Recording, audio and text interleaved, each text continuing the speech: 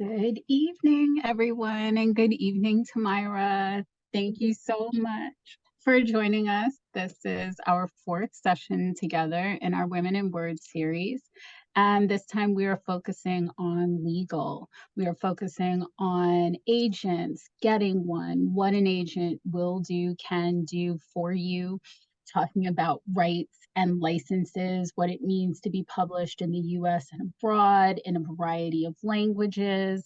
And then what does a publisher do to help you remain as steady as possible, as free from libel claims and that kind of thing, making sure that your work has integrity, and how we step up to the plate as publishers to help you do that.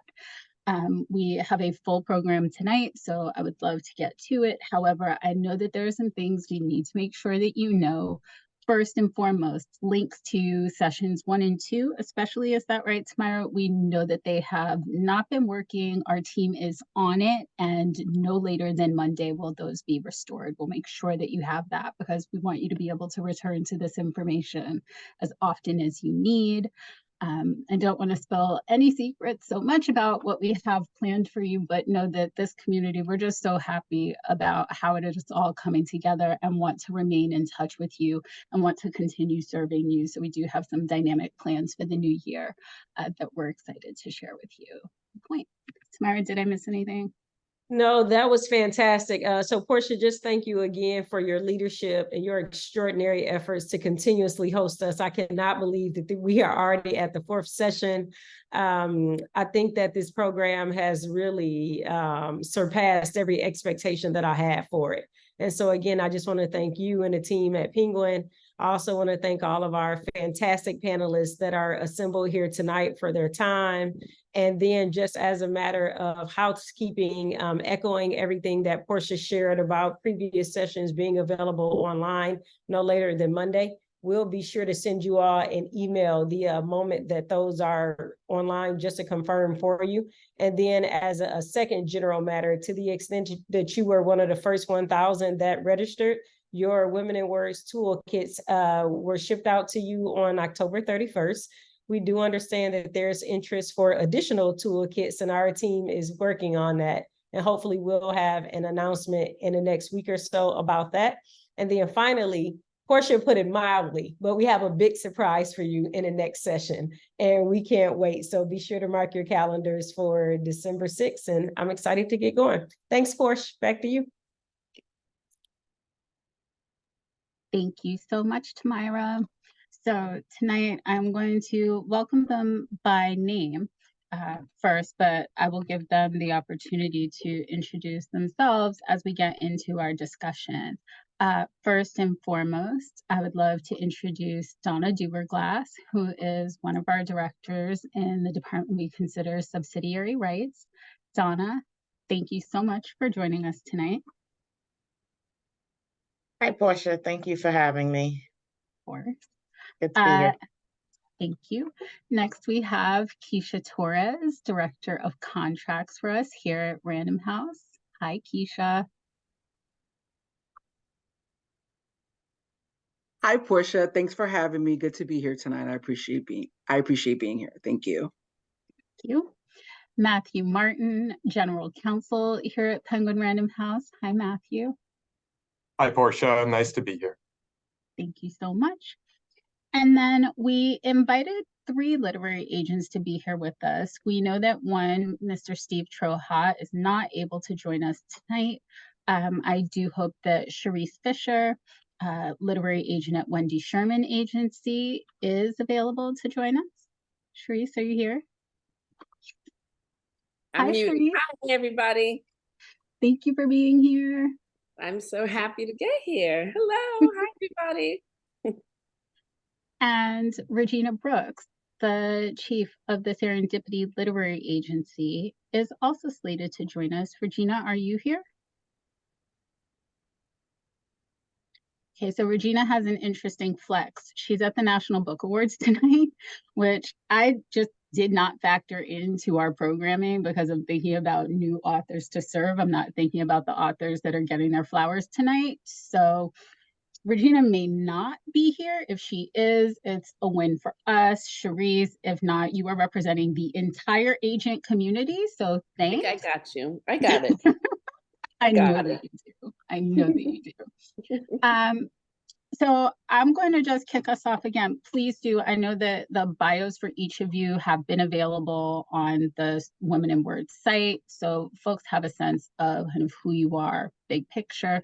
If there are more nuanced things you want to share with us about projects you're working on, things that you've seen, your experiences, that's what we're doing here. So please do share. And with that, I would love to start with my first question, which I'm going to ask my Penguin Random House colleagues here. We hear all the time that agents are just another layer of gatekeeping or a barrier even to entry for authors who don't have social connections to the publishing world.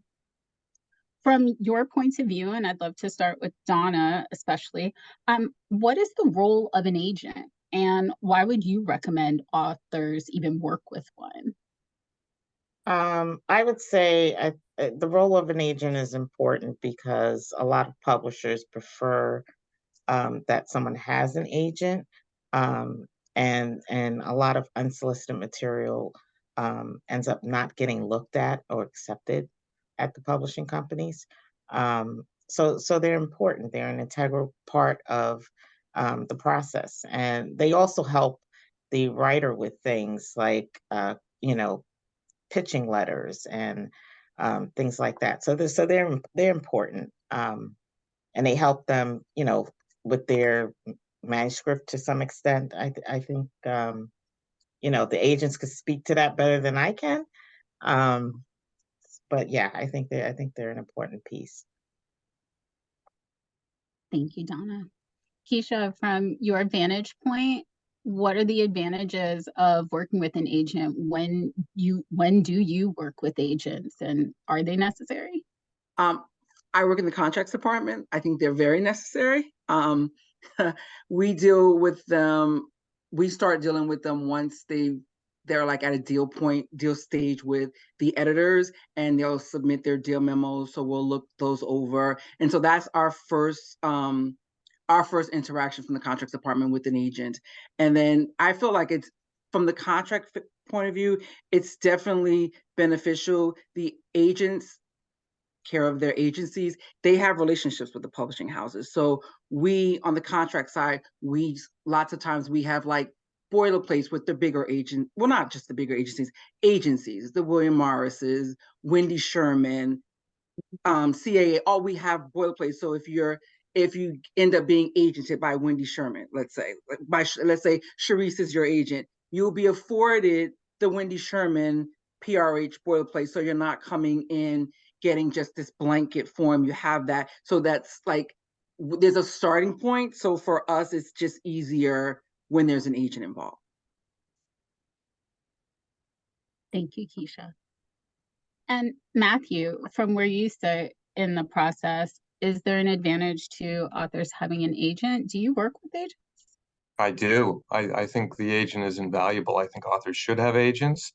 And I know we always encourage authors to have agents because the agent is the ultimate advocate for the author. Now, obviously, in most cases, our interests are aligned with our authors, and we're their advocates as well in many respects. But certainly, I remember early in my career, I read a memoir by a wonderful literary agent named Paul Reynolds, whose father was a literary agent, and then he went into the business. And I remember him writing in the book that an agent is part editor, part salesperson, and part father confessor. And by that, I think what he meant is he's someone that the agent is there to help the author with the development of the book. The agent is there very critically to help the author value the book and to identify what that book is worth and which publish and help the publisher recognize that value and to come to terms with the publisher as to how the book should be valued.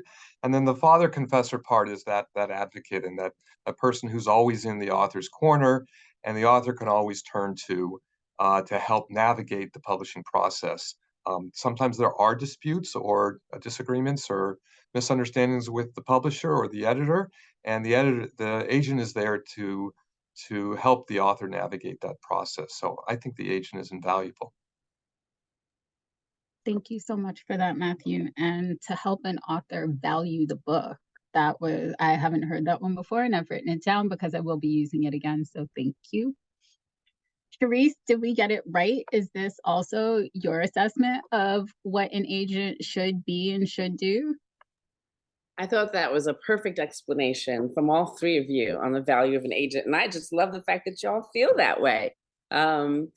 I think that, yeah, no, right on the money, right on the money. There's some agents that are more editorial than others, but most agents are involved in helping the book be in the best position possible to present to publishers. The other significant thing that agents do is present the book. We know editors and we know imprints and we know how to match our book to the imprint that is best suited for it. You know, Dial does amazing things. Ballantine does amazing things. They don't necessarily do the same amazing things depending on the book. So we are matchmakers in that sense.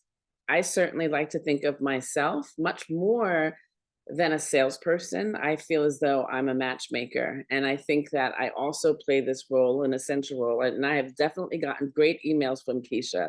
Keisha is right on it with a contract. I do have to say that, you know, there are a lot of publishing companies where, you know, you will long for a contract for a long time, you know, but not Keisha Torres. She's right on it. Anyway, Thank so you, it's nice to Charisse. meet I you appreciate in you. Thank person. that. Thank you. After seeing you. But yes, the negotiation of the contract. I mean, publishing is quite a, you know, it's a unique world with a unique language. And if you are an author who has the great fortune of having a publishing company think that they have an opportunity with your book, you're coming into it with wide open eyes, right? And the publisher might say, oh yeah, you know, your royalty rate is 1%, obviously not this company, right? But you know, the ways that there are certain things about royalties, there's certain things about territories. A typical author doesn't even know what to ask for. So yeah, advocating for them at the contractual stage is really important. I would add father confessor. I love that. Father confessor, salesperson, all those things. I'm also nowadays a social media consultant. I'm also nowadays the first person who screens publicists. I just came back from a meeting in Manhattan today where the publisher was like sort of laying out their plans for a book that I'm doing, that's coming out, that they're doing, that's coming out in February. And, you know, there are certain questions in the room that are asked, you know, when they give you a first print number, well, how many copies is this particular channel taking? How many copies is this retailer taking? That's not stuff for an author to necessarily be tuned into. I will say one more thing. Yes, we are always on a team together on behalf of a book. That's absolutely true. But there are miscommunications and there are disagreements. And for me, I want my author to be in that beautiful state of gratitude and willingness to work. I want them to be completely in the best, like, I love everybody. Everyone's doing great. I want my author to be in that lane. And if there's a need for a bad cop, let me be the bad cop. Let me have the more straightforward conversations with the editor, with the publisher, with the publicist. Let me be mama bear so that the author can do what the author does best. So that was a very long answer to your question. It was perfect, as an advocate for an author should be. Mm. And I'm also very grateful to you for the way that you shepherd your authors. You do bring an editorial eye because you are experienced on that side. I was an editor for a very, very long time. So I know enough to be dangerous and troublesome. And as an editor, I have to say that I appreciate being able to keep that creative relationship with an author intact. So I don't have to have those difficult conversations with them. We can talk, with my authors, I talk art. With you, I talk business and the business of art still, but get to let the artist create and we help them, generate sales and connections with readers accordingly. Charisse, to that end, what do you think, knowing that you have that role as such a partner with an author, what should authors be looking for when they are searching for an agent? How does that happen? Yeah, it's such a good question. What should the author look for? Okay, number one, the author should seek out an agent who has a fondness, love, passion for their book, first and foremost, right? They should look for an agent that is willing and able to be an enthusiastic advocate for the book itself. They should look for an agent who has a communication style that matches and is lined up with them. Authors are very vulnerable people with their art, and trust is a huge part of the relationship between an agent and an author.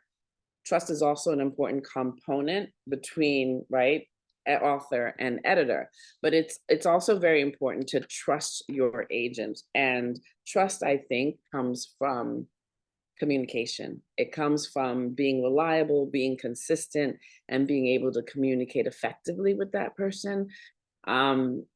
So yeah, I mean, I think that someone who is actually really in love with what you're doing, someone who you're able to communicate it with well so that you can develop a trust. I like to sort of say that the editor, the author agent relationship is a marriage. It is there to be for the long haul.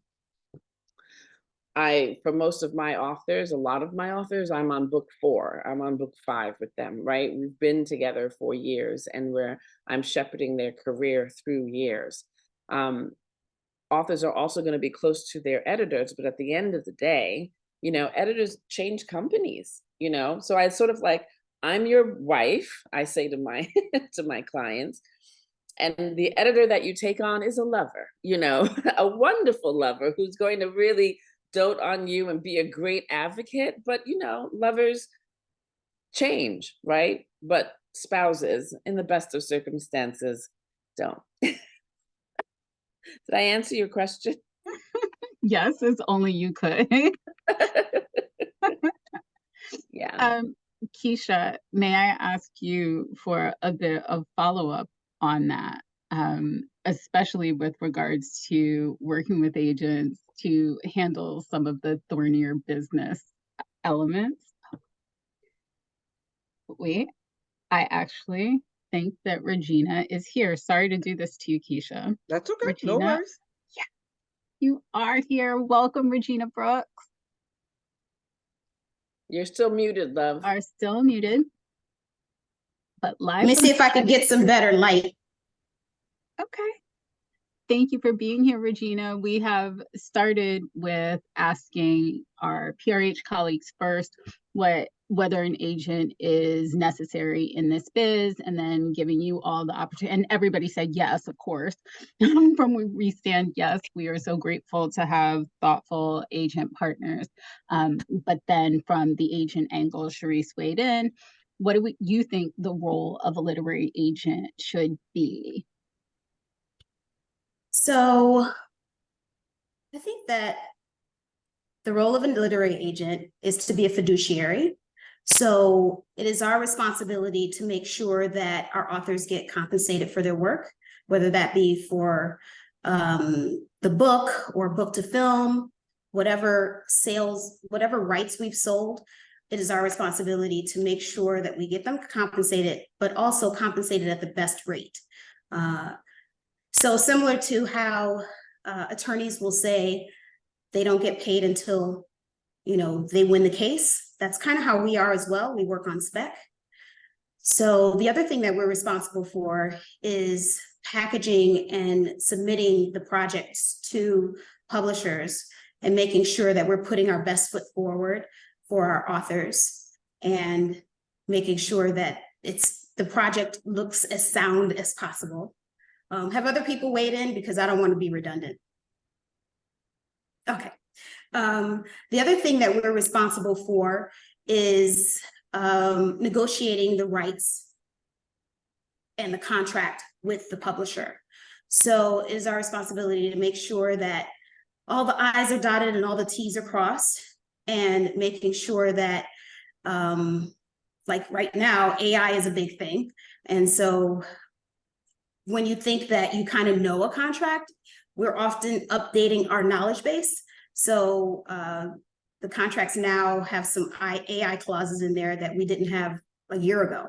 So it's our responsibility to make sure that we stay up on trend, and also make sure that we're sound in what kind of advice we're giving our authors. And speaking of advice, we're also advocates. It's our role to make sure that our authors feel like the publishing process is one that's strong, and making sure that we are advocating for them, like in the process of a cover right now, and making sure that our authors love their cover, or at least feel good about it. And also making sure that authors, when they're out on the road doing events, that they have books. So those are a few things. Thank you, Regina. Money has entered the chat today. You gave me so much that I wanted to nod to Donna about the idea of rights negotiation, but also to Matthew, who I know sits on the front lines of our AI conversations. Going to start with Donna. Then Regina mentioned rights. Can you talk to us just what are rights and why do you get involved? And there's also an agent involved. Sure. So rights is basically every book that is licensed or is acquired by Penguin Random House, for example. The contracts always have these ancillary rights, which consists of serial rights, translation rights, audio rights, performance rights even. And what we do in the rights department is we take those rights and we license them out. So for me, I work in the foreign department, the foreign area. So I license the foreign rights to our books to foreign publishers so that they can publish those books in their language. So I have a little piece of show and tell. I don't know if anybody's going to be able to see it, but I grabbed it from the office today. So it's an author of ours, Janelle Brown, and I licensed Japanese rights to her book, Pretty Things. So this is what a Japanese edition looks like, which is very different from our edition, which happens sometimes. But so that's basically what rights does. So if you ever look in a magazine and see an excerpt, we license serial rights. So we license the rights to an excerpt, to the magazine publisher so they can put it in their magazine. And the same with audio rights. We license to Audible and other audio publishers so that they can do audio editions of our books. And then occasionally we'll have performance rights where we license rights to studios or production companies so that they can, do a movie out of one of our books. So we're involved in all those phases, and our communication with the agents is, for the most part, for most of what we do, especially, I can speak primarily for the Random House subsidiary rights department. We communicate everything with the agents so that they're aware of every license that we're doing.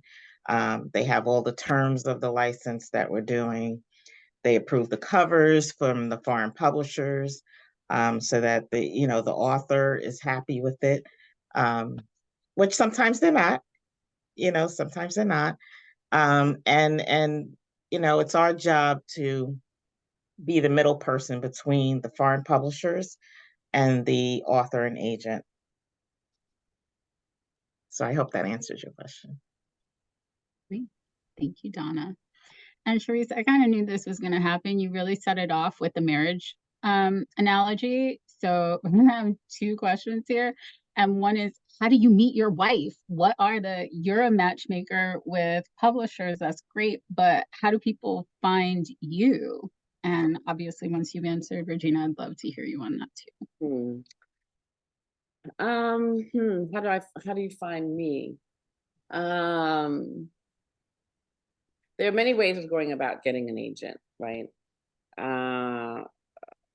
I think it starts with a lot of research. I think it actually starts with community. I think it's really important for writers to develop a community with other writers, and sort of identifying themselves as a writer, being amongst writers so that they get a sense of the business, a sense of the business, right? So that when they are researching to determine what agent might be aligned with what they are doing, they have certain guideposts to that if they're in a community of writers. Both Regina and I, go to quite a few writers' conferences, an amazing place to develop relationships with other writers, but a lot of the writing conferences also a great place to meet with agents and to pitch agents. So I think first, a writer's community. Second, research, and more research. What is my book? Do I know my book? Do I know how to pitch my book? Do I know how to communicate the story about my book? Do I know how my book fits in on the shelf of books that are similar to it? And understanding what I can compare my book to in real terms starts giving me a map towards which agents might be a good fit for it. And then from that point, you are researching agents. You're going to their websites and you're trying to understand, okay, what is this person interested in representing, and what is their process to take on new clients? Thank you, Sharice. Regina? One of the, especially right now, because I'm close to submissions, one of the best ways to get through to me is through referral. So if you know other authors who I know or who I'm representing, and they say, if I get an email that says, John Doe referred me, I immediately respond to those. Another way of getting an agent is through, it used to be called Twitter, but X, through social media. But the contests that they put out, a lot of people will do contests that are tied to a specific genre or a specific category. And both me and my agents at the agency, we participate in those contests. So it's a really great way to kind of get your premise known to agents. Another great way of getting an agent is through manuscript wish list. I don't know if you guys are familiar with that, but it's a place where editors and agents will share information about what they're interested in and what kind of books they want. And it's a little bit more specific than saying, oh, I'm looking for commercial fiction. This is an opportunity for agents and editors to be very specific. And it usually is very up to date because we shift all the time. So if you look at manuscript wish list 1 month, and then maybe 3 months later, we might want something different. And a lot of that is derived from the conversations that we're having with editors and what kind of things they're looking for. So it's it's a place to be very up to date on what we're looking for. So referrals, social media contests, those are really, of course, all the places that Sharice talked about as well. And that's it. Those are some good places. I'm dropping some writers' conferences into the chat because I see a lot of people asking about different writers' conferences. Thank you, Sharice. And thank you, Regina, for manuscript wish list. There have been so many resources over the years. When I started in this business, it was Literary Marketplace, that giant like yellow pages, I'm dating myself, of agent directories. And then for the past that many years, I've been recommending Publishers Marketplace because Right. of just how user friendly that site is. Is that still good information? It is. And the other place, I almost forgot, can't believe that. I'm the former vice president of the Association of American Literary Agents, and we have a very robust website. And if you go onto the website and you put in a genre, a list of agents will come up, and you can know that those agents are legitimate agents. They're agents who have agreed to adhere to the canon of ethics for literary agents, and which is really important. And also, they've been vetted, so to speak. This is both someone's question and one of my own. What if someone has an attorney, and Keisha, maybe this is for you, but also Sharice and Regina, if someone has an attorney, they, have enough of a profile, or a business leader, have an attorney they work with all the time, is that person someone who can just vet their contracts? They don't necessarily need a literary agent? Well, I still say they need the literary agent. That's just me. The literary agent is going to get them in the door, where just an attorney doesn't have that relationship with the publisher, so it may not even get the submission. But like from a contract standpoint, we do have times where, let's say they don't have an agent, and we do have those kind of issues, those kind of scenarios, and they will hire an attorney. It's best they hire an attorney that has publishing contract experience. If they don't, they just hire an attorney who's never seen a publishing contract before and is not kind of versed in the way we do business. It can become a nightmare. So if they are gonna not have the agent, which I think they should have the agent, but if they're not gonna have the agent, they should definitely look for a lawyer who has publishing contract experience, not just some lawyer that doesn't know, doesn't speak publishing language, I guess is what I'm gonna say.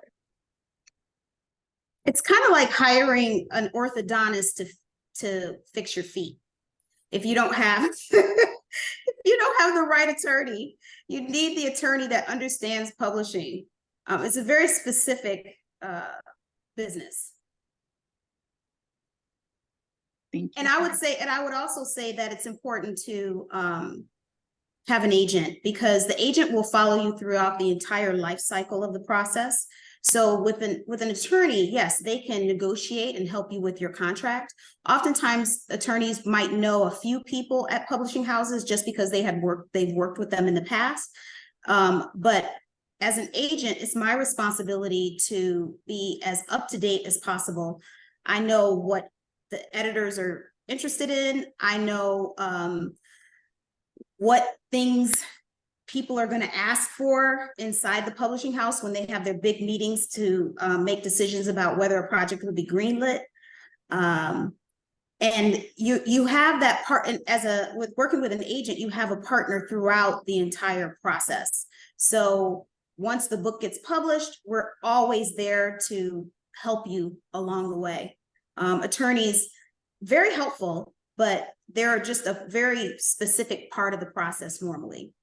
And also, we work with attorneys. So when I'm working with clients who have attorneys, either because they have a business or because they're talent, we work in tandem. We work together on the contract, and we make sure that the author's best interest is being taken into consideration, not just for the book, but all the other types of entities that they're involved with. This is making my evening. Thank you for this wealth of information. I have a question. Of all the things that you do agent-wise, do you work with your authors of nonfiction on fact-checking? No. I don't. On fact-checking? No. Matthew, So where does that come in? Oh, sorry, go ahead, Regina. No, it's okay. Matthew can respond. Yeah, the fact checking is really the domain of the author. Certainly from the publisher's standpoint, we don't conduct fact checking. That's not the role of a book publisher. What we will do for certain, usually nonfiction books of a certain type, is we'll do a legal review. A lawyer like me will be assigned to the book, and I will read it looking not to fact check it so much as to identify specific legal risks, such as risks of claims of defamation, invasion of privacy, copyright infringement, depending on the character of the book. But even in that process, a lot of those inquiries go back to the author in the form of, how do you know this to be true? How can we rely on this information? What have you done to verify that this is true so that we're not going to have any legal jeopardy from publishing this statement or this material?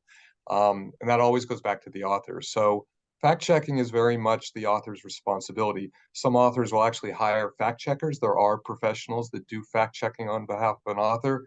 They come out of certain magazines that do their own fact checking, and they sometimes do that on a freelance basis. Or authors can do their own process of fact checking, either by going back to their sources, their human sources, and asking them to review what they've told them as it's been written in the book, or going back to their documentary sources. But the fact checking is really very much an author responsibility. I totally agree with that, Matthew. I think sometimes what will happen is you'll get a really solid copy editor, and that copy editor will do, not because it's their responsibility, but because they're just, anal or just really on top of it, they will do some of the fact checking. I've seen that happen. Yeah, So, copy editors. but you shouldn't rely on it. But a lot of people actually get involved in that informally. The editor, while they're editing the book, the copy editor, and a lawyer like me, I'm reading a book. If I see something that I know the fact isn't right, or there's something that doesn't sit right with me, sometimes it's because I'm worried about the legal ramifications, or just because I want to make sure the book is the best it can be. I'll come back and I'll say to the author, well, this may not be a legal issue, but from a copy editing standpoint, why don't I just tell you, I think you got that wrong. Go back and check and make sure we have the facts right. So a lot of people in the publishing process can get involved in the fact checking, but ultimately it is the author. And hearing you say that, Matthew, I just got flashbacks to our work together last year, working together on a book by Reverend Wheeler Parker Jr., the cousin of the late Emmett Till, and not necessarily around fact checking, but being able to just be clear about the sources we were using, clear about the responsibilities we had to the Justice Department, working with the journalist and Christopher Benson, just making sure that ideas of style didn't make fact even muddier, and something that was so important. So thank you for that then and now, Matthew. Question for Sharice and Regina.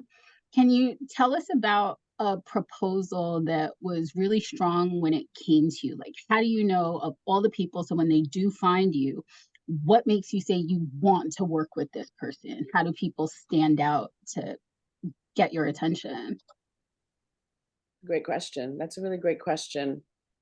I think what I look for in a nonfiction proposal, because I guess fiction is sort of assessed in a similar but different way.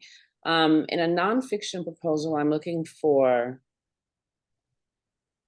an idea or a viewpoint of the world that is unique, and I'm looking for that viewpoint or that perspective to be clearly and uniquely conveyed to the reader. I'm also looking for a platform, right? I'm looking to see how this particular writer has already communicated with a group of people on their unique ideas. And I'm looking for great writing in the sample chapters. I think I'm looking for exactly what editors are looking for. I might be a little bit more forgiving on some parts of a proposal because I'm there to help them develop it, but I'm essentially looking for the same thing that I know an editor will ultimately be looking for.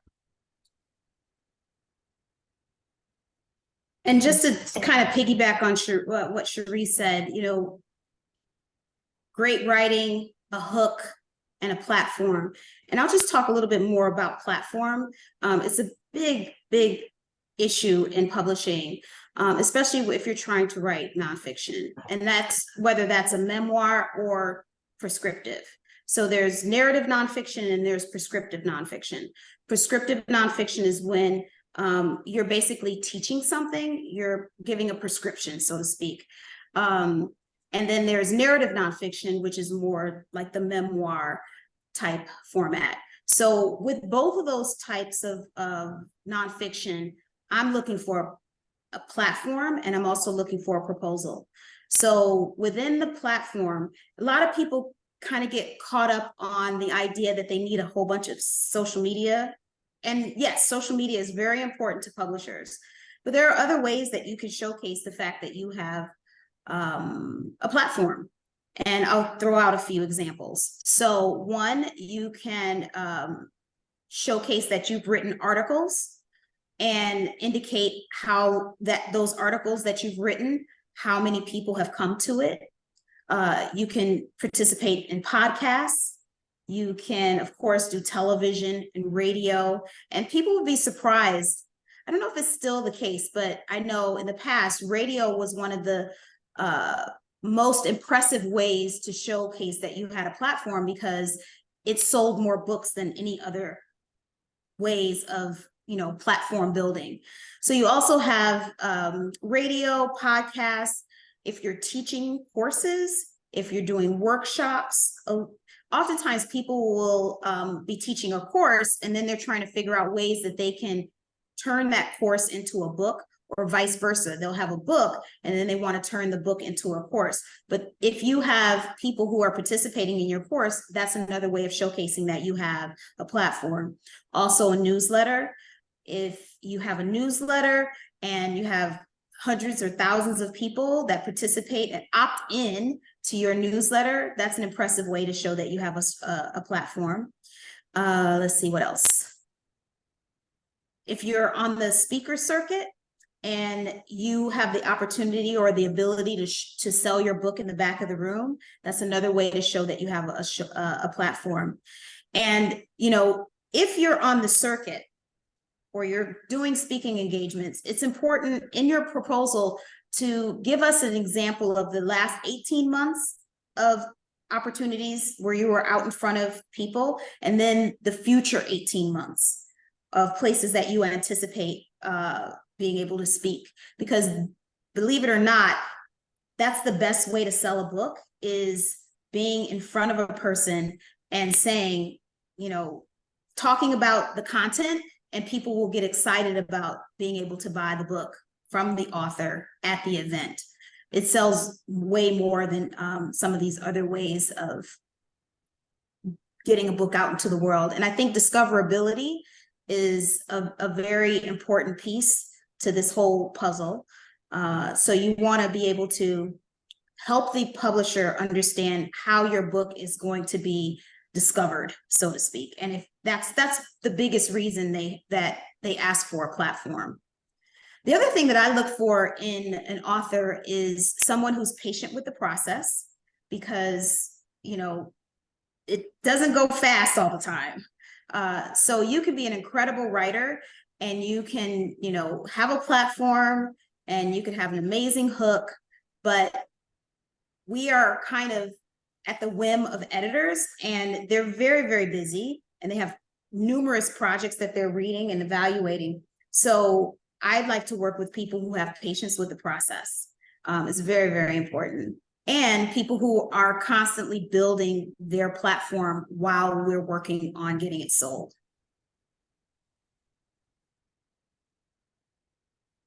Yeah.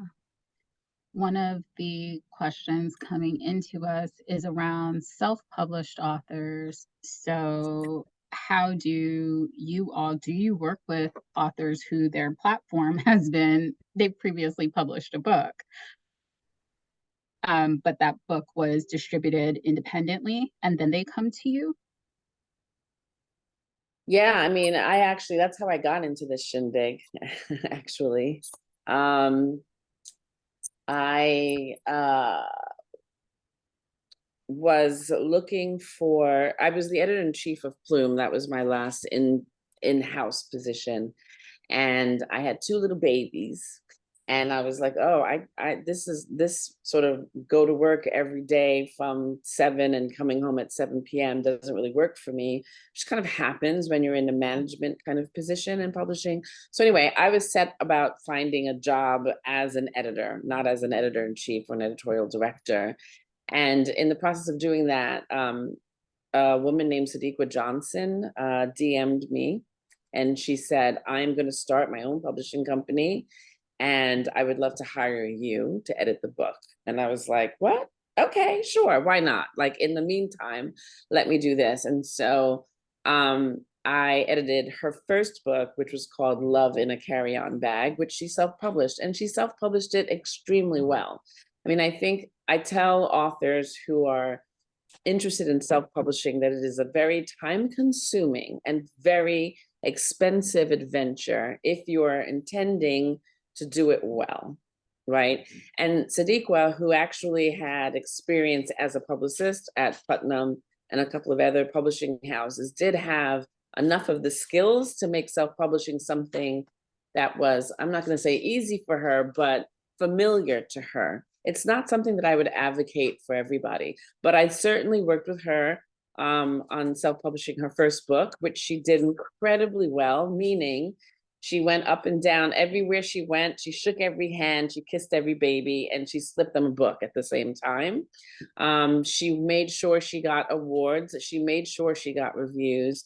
She presented herself as an author who's about their business, so that when her second book came along, Second House from the Corner, it's not that they bought the first book, Love in a Carry-On Bag, but the fact that she had been so tenacious and so successful according to certain metrics in publishing her self-published book, it made her a safe bet to partner. They knew if she could do well on her own, she would do great in partnering with a publisher.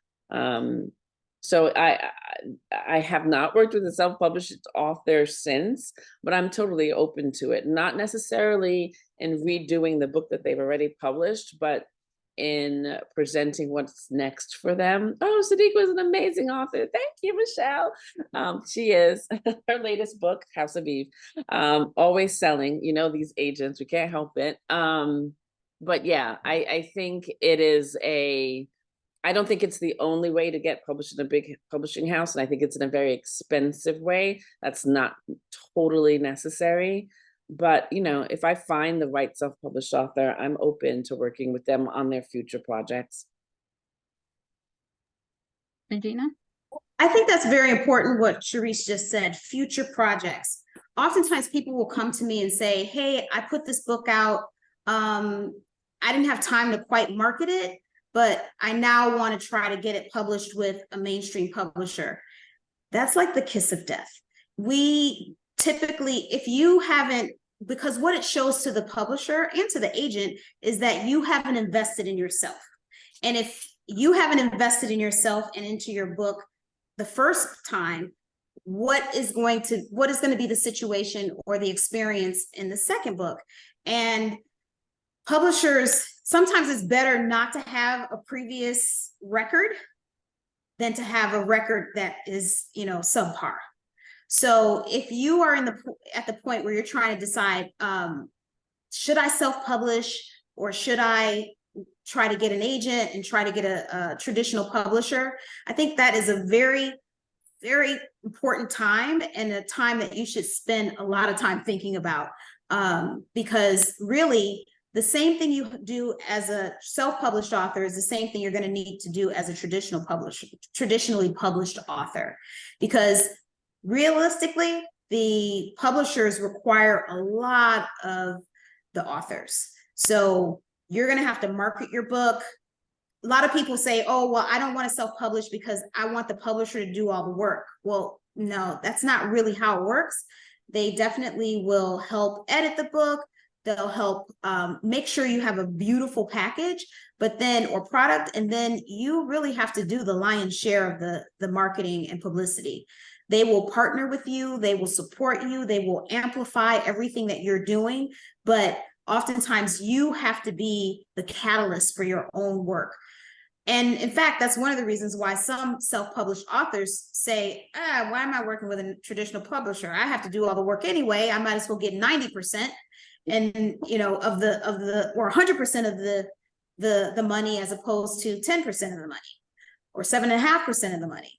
So, but like Cherie said, self-publishing a book is not an easy task. Sometimes it's hard to get in the bookstores. Sometimes it's hard to to know all of the different places that you can get your book showcased, because again, discoverability is a big issue. A lot of times people will say, I was just at a conference and I was teaching a master class, and people were trying to decide if they were going to self-publish, if they were going to do hybrid publishing, or if they were going to do traditional publishing. And part of the distinction in making that decision is the three things that Cherie's talked about: whether you have incredible writing, if you have a platform, and if you have a hook for your book. And one thing I would encourage you all to do when you're trying to figure out like whether your hook is something that is going to entice someone, run up to a person, it could be a friend or whatever, and say, stop what you're doing. I have to tell you about my book. And see if you can tell them about your book and get them excited in like 60 seconds. If you can't get them excited in 60 seconds, then you need to go back and revamp how you're positioning your book or how you're getting people excited about your book. Because honestly, there are so many books that are published. If you can't get people excited immediately, it's very hard to get them to buy a book at the point of sale. I just wanted to quickly touch on what Regina said about track records and how they affect being able to get your next book published. So years ago, we had an instance where an editor got a book in. It was an author who is based in the UK, and people recognize his name, and the automatic reaction is, his track record is really bad. But we read the proposal, and the editor decided to, the publisher and the editor decided to use a pseudonym instead, because they needed to be able to get people excited about this book without thinking about the author's track record. And that was the case. So we ended up publishing the book with a pseudonym, and it was a really big book that did very, very well.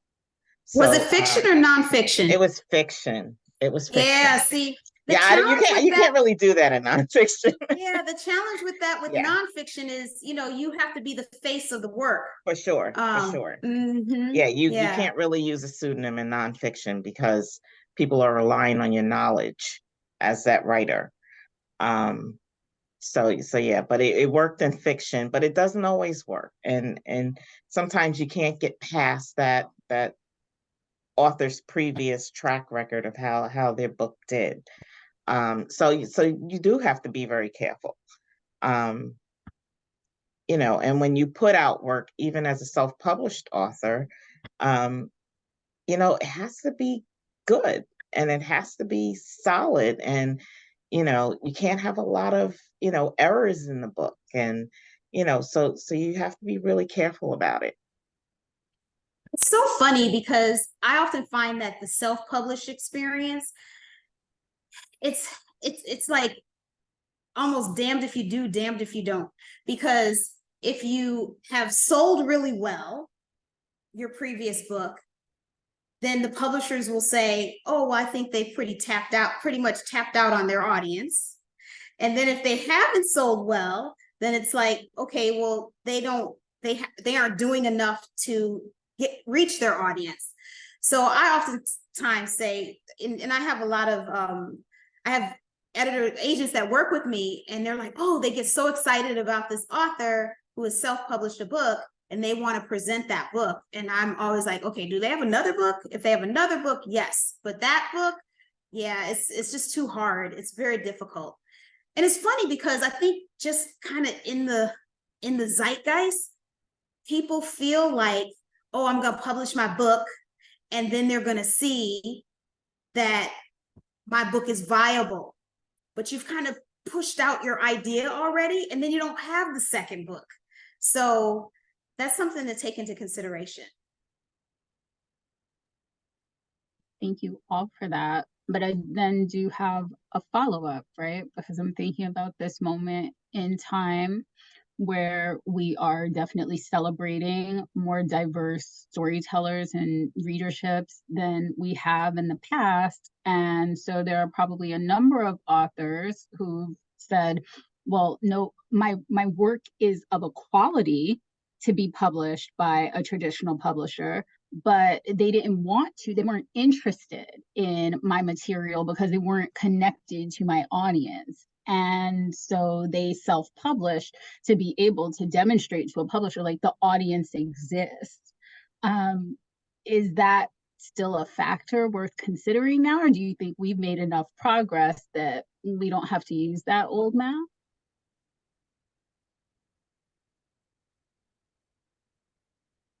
There are publishers who are looking at the publishing experience and their acquisitions model differently now.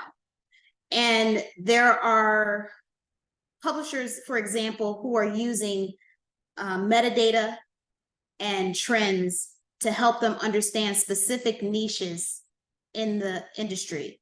So before, it was, if you had an idea, but they weren't clear, or they didn't feel like they had their finger on the pulse of that specific audience, they would say, oh, I don't know how to position this book, or I don't know how to get this book out into the marketplace. In proposals now, what I do for publishers like Source Books and Simon Element, who are specifically looking for books that tie to trend, I will put information in those book proposals that speak to the trend and showcase the trend, so that they can understand that, okay, it may feel a little niche, but there is a very clear audience for this. There's a demand for it. And the author, in tandem with you, the publisher, can help this audience discover the content that is in this specific book. So I think that there are ways for publishers who might not necessarily have their finger on the pulse of a topic or such. They can see the trend in it, whether that's through TikTok or social media or other platforms that show metadata. I can speak from my point of view, from what I see of manuscripts that come in, and just being in editorial meetings and things like that. Editors are looking on social media, and they are finding YouTube stars or Instagram stars or TikTokers. They are finding books from those people. So it's not that they don't look at all places to find different, and they're not known people. Sometimes they're just someone that they really like, who has a good profile on TikTok. So they're not necessarily famous, but they have a lot of followers on TikTok from the material they put out, things like that. So editors are constantly looking at things like that.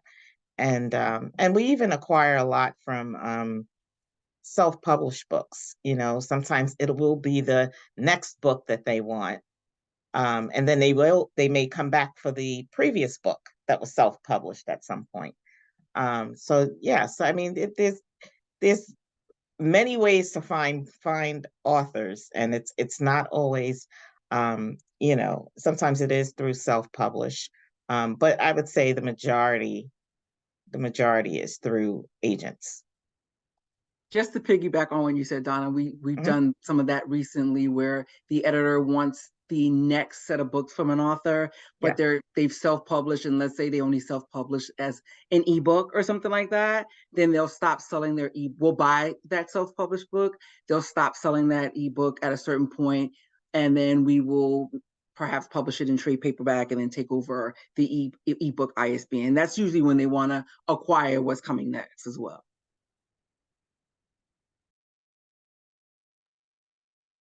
Thank you all. I want to make sure that I cover this before we throw solely to audience Q&A, and that is around protecting intellectual property. And I'd love to know, starting with Regina, I think, how do you respond to writers who bring up to you, I'd like to submit to a literary agent, but then they're going to have my idea. I need to copyright my idea before I can submit to them.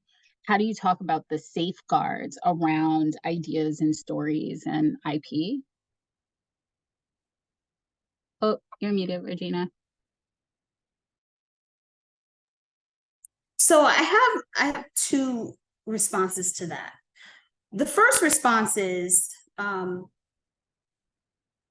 can be in California and someone else can be in New York, and we both could kind of tap into the primordial universe and come up with an idea, so to speak. But how I execute on that idea, being in California, and how the other person is going to execute on that idea, being in New York, will likely be very different.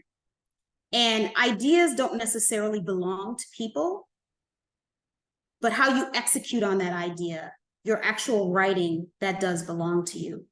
So that's kind of the one answer to that. The other answer is, as an agent, when you submit work to me, we adhere to a canon that we're not going to take your idea and give your idea to someone else. But you can't copyright an idea. You can only copyright, and Matthew, maybe you can talk a little bit more about this, but you can't copyright an idea. What you can copyright is your execution of that idea. And I will tell you that often, if you're very, very nervous about this process, you can get your book copywritten before you submit it to an agent. But oftentimes agents, when they see that, it's like kind of a red flag, like that this person is not overly professional, or that they are paranoid, so to speak. And it kind of makes us a little nervous about working with the author. So, but the other thing that happens too, and this isn't necessarily around copyright, but sometimes when we're working with celebrities or individuals who have something to say that they're not trying to let out into the whole world, we will submit with a confidentiality agreement. I'll have the editors sign a confidentiality agreement that they're not going to share the idea before I submit the work to them. Matthew, do you want to pick up on that? Yeah, just to add on what Regina is saying, she's absolutely right that ideas are not copyrightable. They're actually free for everybody. Certainly in the U.S., the law is very clear that we have to have a demarcation between ideas and expression. It's the expression, the original expression of an idea, that can be copyrighted and protected under the laws of copyright. Ideas are meant to be free. Facts, ideas, concepts, notions. We want people to be exposed to them and build on them. So our laws here in the United States only protect original expression. If you have a truly novel, unique idea that you think nobody else has ever thought of before, that can be protected perhaps as a trade secret, conceivably, if you have a business that's executing on that.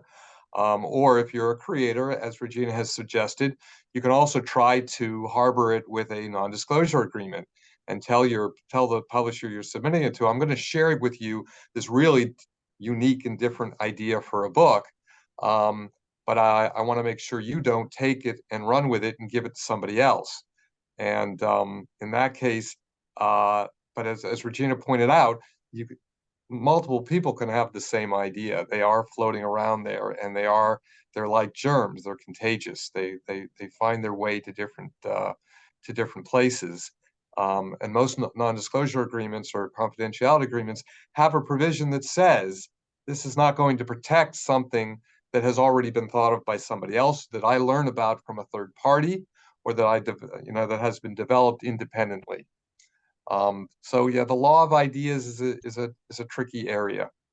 And in terms of copywriting the work itself, the original expression, before you submit it. The fact is, under US law, a copyright arises with the mere creation of the work. Once the work has been reduced to what's called a tangible medium, it's been written down, it's been articulated, it's been expressed in some fixated way, it's either been, recorded or written, you have something that's copyrighted.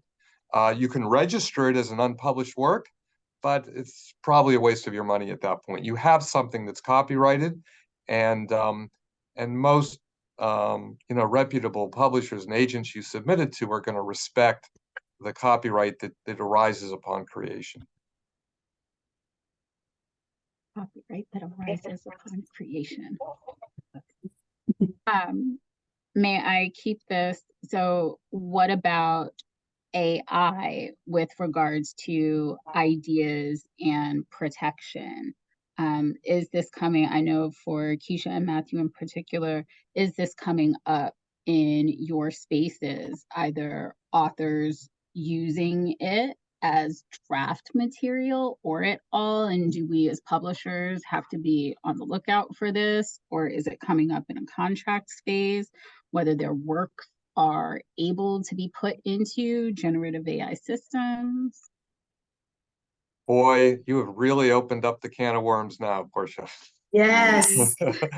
We could talk about this for another 2 hours. I was very tuned in to hear what Matthew was going to say. This is the topic of the year, and it could be the topic of the decade, perhaps. AI is going to revolutionize certainly the way society conducts itself, the way business is conducted.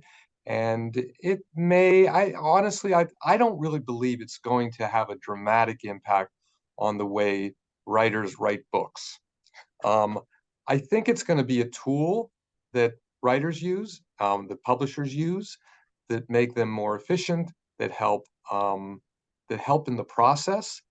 There is this fear that AI machines are going to take over, and there's going to be a glut of material that's AI generated that is going to suppress human created work. I'm not particularly worried about that right now, to be honest. I realize there's a lot of anxiety about it, and I'm sure Charisse and Regina have viewpoints, and they've heard from their clients the concerns and the anxieties that they have about that. Right now, from a legal standpoint, the Copyright Office in the United States has said that unless it's human created, it can't have a copyright, which means that it will not have exclusivity and it will not be protected by the laws of copyright.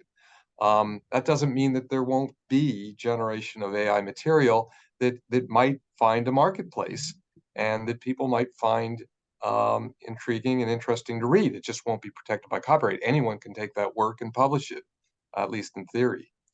The demands we're getting for our contracts from authors and agents are varied. Right now, the only thing that we've agreed that we're going to address in our contracts when authors and agents ask is we're making a commitment that we will not license or permit third parties to use our authors' works in order to train an AI engine in a way that would allow that engine to regenerate, to create works, say, for example, in the style of that author, or even just to train and inform that engine so it can create other works. Having said that, what we are putting in those clauses is we recognize that AI is here and it's going to be part of our lives and our processes. It has been already, actually, for many years now. Publishers have been utilizing AI for different back office functions and analytics and lots of different purposes. I think what's happened in the last year is the advent of generative AI, which is capable of expressing in such human-like ways, is what's really generated all of this anxiety and concern. So what we put in these clauses is that while we won't commit the author's work to train another AI model so that AI model is available for generating other works that based on the training it got from the books that we're publishing, but we have reserved the right to use AI technology as part of our publishing processes, because we know that's where the world is heading. And if it becomes part of our normal operations, we're going to be able to use the authors will want us to use these AI engines to make their books the best they can be, and so that we can produce and market them in the best way possible. So we've reserved that right, while promising, though, that we won't feed them into engines that for the purpose of generating new works, new published works that don't benefit that author. I realize that's a long, convoluted, complicated explanation, but that's where we are right now. There have been other demands put on us that we promise not to use AI for our covers, not to use AI to translate works, not to use AI as the voices of audiobooks. We're not doing those things yet, right now. But they could come, and there could be good reason to use AI for those purposes. So right now, we're not making contract commitments that we won't use AI for those types of potential editorial functions in the future, because we just don't want those in our contracts yet. But I can tell you that we're not going to make a book cover from AI art without talking to the author first. We just won't do that. Authors are always involved in the creation of those covers. They're often involved in the selection of narrators for their audiobooks. So, we're very respectful of what the author wants the book to be, but we also have to recognize that this technology is here and it's not going away, and it's going to be part of the process. Oh my God, I'm all getting skeptical looks from all over the place. It's interesting because I represent illustrators. And I remember it's probably been about a year ago, one of my illustrators came to me and he said, Regina, I'm getting ready to not have a job. And I was like, you will always have a job, because the way that you depict and storytell for children's books is incomparable and can't be copied. And I believe that. But I'm also a strong believer in AI. As a person who's a former engineer, I love technology and I love the use of technology. And I don't think it's something that people should be afraid of. But at the same time, I'm going back to my publishers whose book with my illustrators and authors, and going back to those contracts and saying, hey, we now have this AI stuff. I need amendments to those contracts to make sure that, number one, just like Matthew said, my illustrator's work is not being used to teach this engine how to kick him out of his job. So the AI piece of the business, I think there are so many opportunities that are available, especially for self-published authors. If you're trying to come up with a cover and you don't want to pay an illustrator or a designer, there are things that you can do using AI that can make your project look very professional. So I think that, I don't think it's something that we should be afraid of, but we do have to make sure we have firewalls to protect our authors and our illustrators and our content developers. And I would just say, from a foreign rights standpoint, for the books that we license to foreign publishers, we rely very heavily on Matthew and Keisha for the language in our contracts, and making sure, that our publishers that we license to are adhering to what, Penguin Random House is doing. And I think right now, because everyone's trying to figure it out, whenever there's a new technology that comes to the fore, all the people who have to engage with that technology have to figure out best practices. And we're in that space right now where we're trying to figure out best practices from the author perspective, the illustrator perspective, the agent perspective. For example, if my illustrator or my author want to use AI, some publishers are saying in their contracts, we have to disclose that AI has been used to help develop the content, whether that's a book proposal, whether that's the illustration or the manuscript itself. A lot of it is about disclosure. And again, we're figuring out what the best practices are for that. Yeah, that's a good point, Regina. at this point, we have made a decision. We are not going to put contractual provisions or obligations on our authors with regard to how they use AI for ideation or whatever they might do to help spur on their creativity or even foster their writing, because just as we don't want to be too early in regulating this on ourselves. We don't want to regulate our authors and put handcuffs on their creative process. So right now we haven't put that type of language into our contracts. But it's something, you're right, it's something we've got to think through and work through, because right now the Copyright Office is saying it won't register a copyright in something that is AI generated. And if there there may be an obligation to disclose elements of a work that are AI generated, otherwise the entire copyright claim could be invalidated. So we're watching this space and trying to figure out how to navigate it along with everybody else. There was a question in the chat about how if you have a co-author or a ghostwriter that has used AI and you're not aware of it.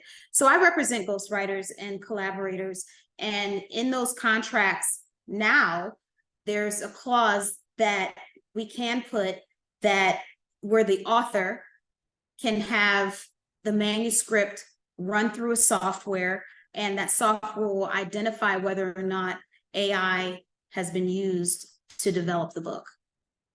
So there's software, you know how people used to say there's an app for that? There's an app for it. Keeping along that trend, and thank you, Regina, keeping along that trend of co-authors, Matthew, is a copyright, and probably you too, Keisha, is copyright equally the intellectual property of each author? If we have two authors working on a project together? It depends on their intent. There's a lot of ways that it can be structured. Two authors can work together and decide that one author is actually doing the work as a work for hire for the other author, in which case the other author would own the copyright 100%. They could come together and say, well, you're going to write chapters 1 through 5, and I'm going to write chapters 6 through 10, and we're each going to own the copyrights to our respective chapters, in which case that's how the copyright will be allocated. Or they could say, we're going to write this together, and regardless of who writes what or who contributes what, we're going to own the entire thing as a joint, what's called a joint authorship, in which case together they own it just the way you and your partner might own a piece of real estate as joint tenants, is what it's called in the legal biz. So there's lots, it really depends on the intent, and it's best to memorialize that intent in some type of agreement.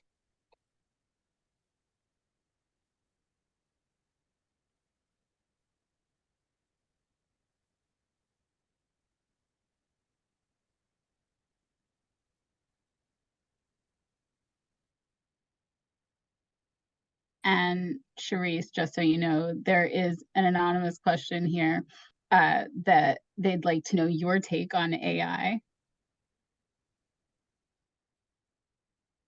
Is that because I was making a lot of faces while I was talking? I really appreciate Matthew for breaking down those points. I don't think I have fully thought out all of the implications for AI. I know absolutely that I would not represent any author who used AI in the creation of any part of their book. I'm not going to do that. Because I think that part of what a publisher does is curate. I think part of what an author does is I think that books are human, right?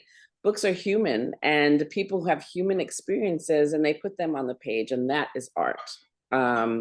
The humanity of it. And so I tend to be less open to it than Regina. As I said, not because I have thought it out so much, but that's my core instinct to be very resistant to it. And I think it's a slippery slope, you know. I'm sort of like, well, this little bit of, oh, maybe AI is okay for doing a cover, you know, or some covers, or some aspect of a cover, you know, it starts to get really slippery and fluid, and then I don't know, and then we're just being run by machines. I mean, I don't mean to be very dramatic. I am being a little dramatic, but I am extremely cautious about AI for sure. But also, I don't even like self-checkout in a thing, you know. I don't even use self-checkout in the supermarket. So you're talking, I'm not quite a Luddite, but I do think that art is about being human. That is what makes us humans, is that we can create art. I think that it's spiritual. I think all of those things. And so leaving AI out of it as much as possible would be my heart's desire. If anyone has used ChatGPT, you can easily identify whether something has been written by ChatGPT. It's so easy to tell. It's the emotion that you're talking about, Sharice, is so devoid, and there's lots and lots of adjectives. Yeah, I mean, for sure, which is why we need to leave it over there on the side, you know, and not pretend like it's art. Therese, here's an example where it can be used as a tool. Okay. So for example, here's an example. I'm trying to come up with an illustration or an idea for an illustration to represent the word presence. So presence, how do you depict that in an illustration? So I can ask ChatGPT, give me some examples of how to express illustratively the word presence, and it'll give me some examples. Based on what? Based on somebody else's thoughts, who's a human, about what presence means, right? Right. And so then what you do is you use it as a tool and say, hey, I never thought about that. Okay, and then I add on and think of things in a different direction. Because, you know, oftentimes we get stuck. So that's just one really simple example. And you still, as the illustrator or as the author, you still have to come up with your own way of expressing it. It's a tool. I'm sure it is. I mean, it's a tool for a lot of people.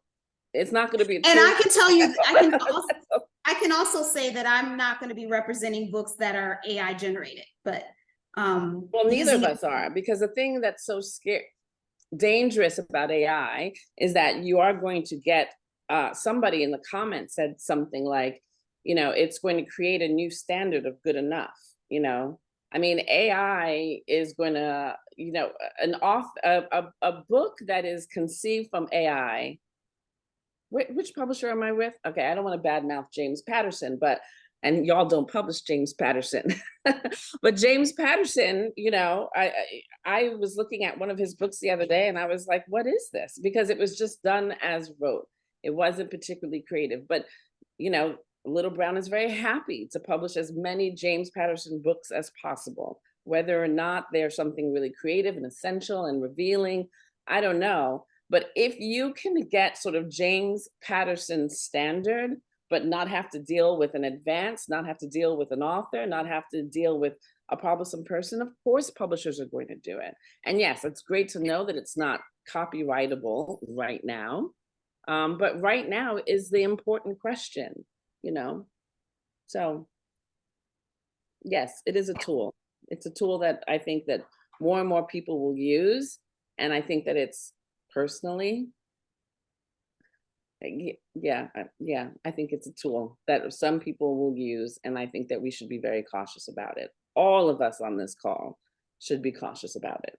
Yeah, and let me make myself clear. I think Penguin Random House is not rushing out to generate AI novels or AI works. We're not looking to do that. We recognize the important human element in literature, all kinds of literature.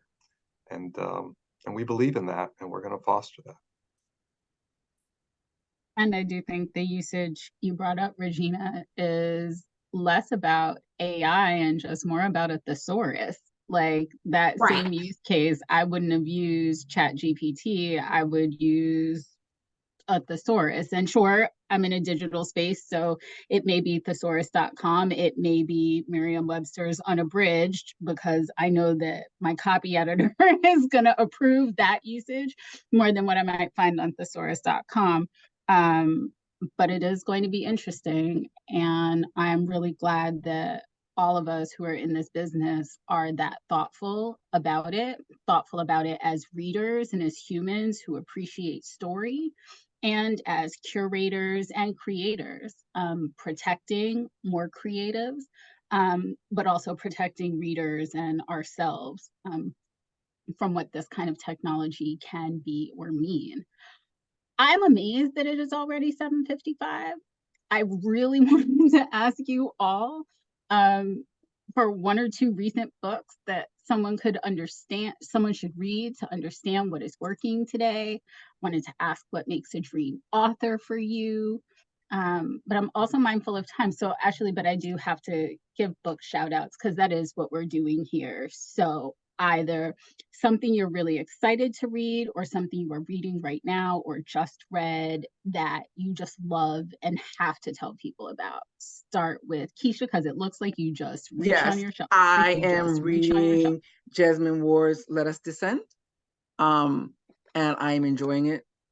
So yes, I would recommend this one. I actually just finished reading, I'm going to say her name, Sophia Sinclair, How to Chant. It's a nonfiction, it's her memoir, How to Say Babylon. It's really, really, really good. So yeah, that's my 2 cents. Now I'll be quiet. Donna? Oh man, this is a hard question for me because everything I'm reading is not even published yet. You know, it's sort of still in manuscript form. But I will say I did read Black Cake and loved it. I'm now watching the series. And then who else? Highly recommend. I love Ta-Nehisi Coates, so I'm always going to like pitch him because I love him. What else? You know, I'm just, I read a lot of things that we're working on. So it's I never really go back and focus on the finished books yet. Maybe when I take vacation, I can. But right now during work, it's hard when you have so much material coming out and proposals to read and things like that. So it's a little hard to focus on the books that are actually out there right now. Kind of unfair. Sorry, Donna, to ask you that okay. just after the Frankfurt Book Fair. I know. So sorry. And on the Night of National Book. Sorry. Yeah, but I will say that a book that's doing really well for us right now is Outlive by Peter Attia, which was interesting to me because he was an unknown. He was completely unknown. But this book has just blown up. And I think it's because my personal assessment is because since COVID, people have refocused their energy on good health and good fitness and just how to live longer, things like that. So I would say if anything in a nonfiction space of self-help, it's just how to live better, how to live longer, how to be healthier, things like that. You don't know. Sharice? I had to go off screen so I could get a book for y'all, but I'm going to recommend two. This book, America Goddamn by Treva Lindsay, Violence, Black Women, and the Struggle for Justice. This just came out in paperback. It came out in hardcover last year, and this is the paperback. It's beautiful. It's a beautiful and important book, and I'm so incredibly proud of it. And I went and I got the ARC for a book that's coming your way in February, A Love Song for Ricky Wilde by Tia Williams, which is so delicious in so many ways. And it's the hottest new book out. That's the hottest book coming. So I can't wait for you guys to read this. And after you read either two of them, y'all email me and tell me how much you like it, because I love that part. Thank you, Sharice. And Regina, I know I have you for one more minute before showtime. My goodness. First of all, I'm at the National Book Awards, right? So it's supposed to be some of the best books of the year. And I can't wait to see who's going to win. But I got to tell you about my books too, though. So one of the books that I'm super excited about, I don't know if you guys can see this. It's called The New Brownies Book, and it's the perfect book for the holidays. And it just got selected by Oprah for on her list. So go out and run and go get this. I also want to tell you about a children's book called Like Lava in My Veins. There's a book from my author, Gina Breedlove, who her book comes out next week. It's a book, she's a grief doula. So I don't know about you all, but I think over the last year and a half, I've had so many people transition. Having a book like this is super helpful for people who are dealing with grief. She's a sound healer.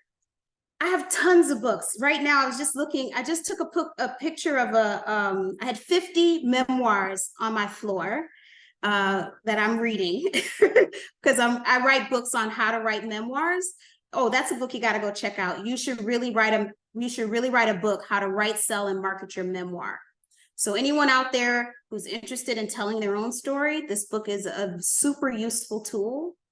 But yeah, I was like, I don't know if you can see this image, but these are the 50 books that I have on my floor right now that I'm reading. And these are not all my books, but I like to be up on what's working and what's not working and why. Yeah. So yeah, there's a whole list. The whole list. Yeah. Matthew, I'm 1 minute over. Anything you want us to read? I'll be very quick. I'm in the same situation as Donna. I'm reading things we're going to publish later, but I look back and some of the books I read that are out there now that I think are great are, I'm a big fan of Curtis Sittenfeld, and her new book, Romantic Comedy, is really a lot of fun. This rom-com set against the backdrop of a Saturday Night Live style show. The other book came out this year. One of my favorite authors that I work with is Matthew Desmond, who put out as a follow-up to his book about eviction. He wrote Poverty by America, and a very powerful book about what we're doing in America about poverty, which is too little. Thank you, Matthew. Thank you, Donna. Thank you, Regina. Thank you, Sharice. Thank you, Keisha. And thank you, Tamara. And thank you all for being with us. Tamara, do you have something that you want to share with us before we kick off? I just want to thank this incredible group of panelists for you all joining tonight and really supporting our dreams. I think as Black women, there's just so much that we have going on in terms of taking care of ourselves, the family, the community. There's simply not a lot of space to think about our thoughts and to actually get them down on paper. So I appreciate you all for giving us an hour and a half to do exactly that, because this time is necessary. And so we know that we have some of the most extraordinary stories that'll ever be told. And it's simply about us creating the space, knowing how to do it, and then we'll put it right into action. So from the bottom of my heart, on behalf of this entire audience and so many more that'll end up watching from a video later, just thank you. Everybody save our date of December 6th, because we've got a huge surprise for you all. So tell a friend to tell a friend to be on December 6th. We can't wait to see you all again soon. Thank you all so much. Have a wonderful night. Thank you. Bye.